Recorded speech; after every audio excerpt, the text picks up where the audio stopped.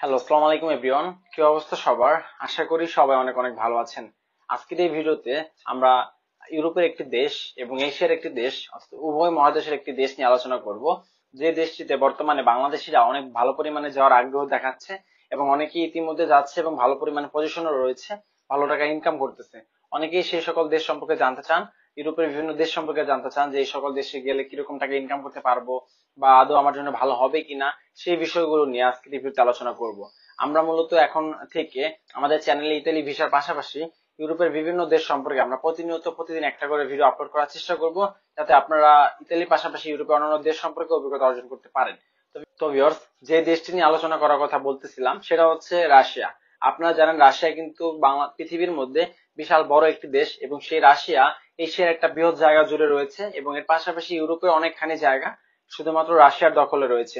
অর্থাৎ উভয় দুইটি দেশের মাঝামাঝি পড়েছে এই হচ্ছে রাশিয়া। অর্থাৎ দুই দেশই তারা মহাদেশই তারা কভার করেছে, একটি মাত্র দেশ সেটা হচ্ছে রাশিয়া। এই আপনারা ভিডিও টাইটেল এবং থাম্বনেল দেখে হয়তো বা এই দেশের সম্পর্কে আগে গেস করেছেন। তো হ্যাঁ, আমি রাশিয়ার সম্পর্কে আলোচনা করব। বর্তমান সময়ে যারা রাশিয়া যেতে যাচ্ছেন, আপনাদের জন্য রাশিয়া যাওয়া ভালো হবে কিনা, বা আপনারা যারা রাশিয়া যাওয়ার চিন্তা ভাবনা করতেছেন আপনারা কত টাকা ইনকাম করতে পারবেন, বা রাশিয়া যাওয়া আপনার জন্য যৌক্তিক কিনা, সেই বিষয়গুলো নিয়ে আলোচনা করব। তো চলুন বেশি কথা না বাড়িয়ে ভিডিওর মূল আলোচনায় চলে যায়। তো ভিউয়ার্স, ভিডিও শুরুতেই বলি, বর্তমান সময়ে বা এর কিছুদিন আগে থেকে রাশিয়া বর্তমানে বাংলাদেশে অনেক ভালো পরিমাণে ওয়ার্ক পারমিট ভিসা নিয়ে যাচ্ছিল, যেখানে আপনাদের বেতন এভারেজে রাশিয়াতে যদি আপনারা যান সেক্ষেত্রে থাকা খাওয়ার খরচ বাদেও আপনারা 50 থেকে 70-80 হাজার টাকা পর্যন্ত ইনকাম করার সুযোগ পাচ্ছেন। কোম্পানি আপনার থাকা খাওয়ার খরচ বহন করবে, তা সত্ত্বেও আপনি সর্বনিম্ন স্যালারি রাশিয়াতে 60,000 টাকা বাংলাদেশি টাকায়। তো সেক্ষেত্রে আপনি সর্বনিম্ন 50 ধরতে পারেন, এর কম তো দিতে পারবে না। সেক্ষেত্রে 50 থেকে সর্বোচ্চ অনেকেই আছে যারা অভিজ্ঞ সেখানে, তো তারা হচ্ছে 2 লক্ষ 3 লক্ষ টাকা পর্যন্ত ইনকাম করতেছে, যারা বড় বড় ইঞ্জিনিয়ারিং পদে যারা যাচ্ছে। তো সেক্ষেত্রে রাশিয়া যদি আপনি যান সেক্ষেত্রে ভালো টাকা ইনকাম করতে পারবেন। তবে আমি আপনাদের বলবো বর্তমান সময়ে রাশিয়া আপনার না যাওয়াটাই সবচেয়ে বুদ্ধিমানের এবং সবচেয়ে যৌক্তিক কাজ। এর কারণ হচ্ছে বর্তমান সময়ে যারাই রাশিয়া যাচ্ছে না কেন, রাশিয়াতে একটা গুজব বা একটা বিষয় কিন্তু আপনারা ইতিমধ্যে জানেন, শুধু গুজব না, এটা বাস্তবে আমরা দেখছি। সেটা হচ্ছে রাশিয়াতে যারা ওয়ার্ক পারমিট ভিসা নিয়ে কর্ম ভিসায় যাচ্ছে তাদের অনেককে জোরপূর্বক ভাবে রাশিয়ার যে সেনাবাহিনী সেই সেনাবাহিনীতে ঢুকিয়ে দেওয়া হচ্ছে এবং জোরপূর্বক তাদেরকে ইউক্রেনের যে যুদ্ধক্ষেত্র সেখানে পাঠিয়ে দেওয়া হচ্ছে। এখন বাংলাদেশিরা যারা ওয়ার্ক পারমিট ভিসা যাচ্ছে তারা তো আর এই যুদ্ধ কৌশল অবলম্বন করতে পারতেছে না, তাদেরকে মূলত ঢাল হিসেবে ব্যবহার করে রাশিয়ান সেনাবাহিনী তারা হচ্ছে কাজ করতেছে। তো সেক্ষেত্রে অনেকেই মারা যাচ্ছে। আপনারা দেখবেন বিগত কয়েকদিন আগেও কিন্তু নিউজে একটা ছেলে মাদারীপুরে, সে হচ্ছে রাশিয়া গিয়েছিল, তার কিন্তু মরদেহ উদ্ধার করা হয়েছে রাশিয়ার যুদ্ধক্ষেত্র থেকে।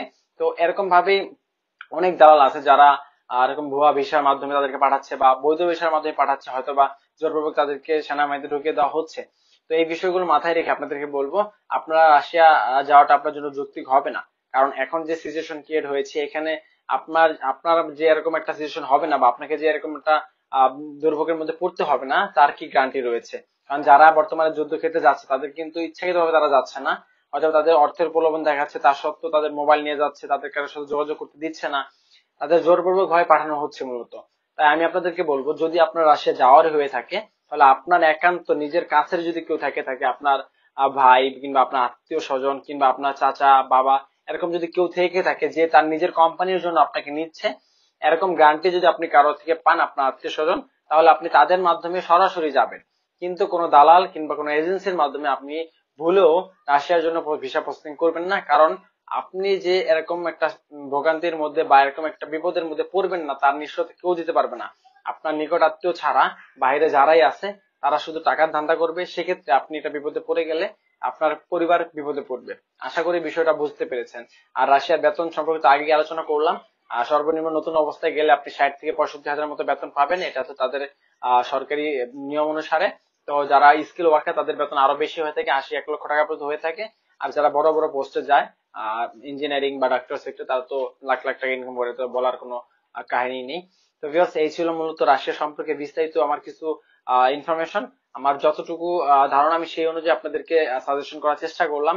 যদি ভিডিওটি ভালো লেগে থাকে অবশ্যই ভিডিওতে লাইক করে দিবেন, আর অবশ্যই কমেন্টে জানাবেন যে আমি যে বিষয়গুলো নিয়ে আলোচনা করেছি সেটা যৌক্তিক কিনা। হ্যাঁ, অবশ্যই আমি আপনাদেরকে আবারও বলবো, যদি আপনার আত্মীয় স্বজন বা পরিচিত কেউ থাকে তাদের মাধ্যমে যাবেন, কোনো দালাল বা কোনো এজেন্সির মাধ্যমে রাশিয়ার জন্য, অন্তপক্ষে রাশিয়ার জন্য ভিসা প্রসেসিং করাবেন না। কারণ রাশিয়া যেতে হলো প্রায় আপনার 5-6 লক্ষ টাকা খরচ করতে হবে। আপনি আর কিছু টাকা ভরে ইউরোপের বিভিন্ন দেশে আপনি যে দেশ যাওয়ার সুযোগ পাচ্ছেন, যেমন সার্বিয়া, বুলগেরিয়া, এই সকল দেশগুলোতে কিন্তু আপনি প্রায় 7 থেকে 8 লক্ষ 9 লক্ষ টাকা খরচ করে আপনি যেতে পারবেন, এবং সেখান থেকে কিন্তু রাশিয়ার থেকে বেতনও ভালো। এছাড়া আপনি পরবর্তী ইউরোপের সেনজেন কান্ট্রি গুলোতেও মুভ করতে পারবেন। তো ভিউয়ার্স, এই ছিল মূলত আজকের ভিডিও। যদি ভিডিওটি ভালো লেগে থাকে অবশ্যই ভিডিওতে লাইক করে দিবেন এবং চ্যানেলটি সাবস্ক্রাইব করে পাশে থাকা বেল আইকনটি বাজিয়ে দিবেন। ধন্যবাদ সবাইকে। দেখা হবে পরবর্তী কোনো এক ভিডিওতে। সে পর্যন্ত সবাই ভালো থাকবেন, সুস্থ থাকবেন এবং অবশ্যই আমাদের চ্যানেলটি সাবস্ক্রাইব করে আমাদের সাথেই থাকবেন। আসসালামু আলাইকুম।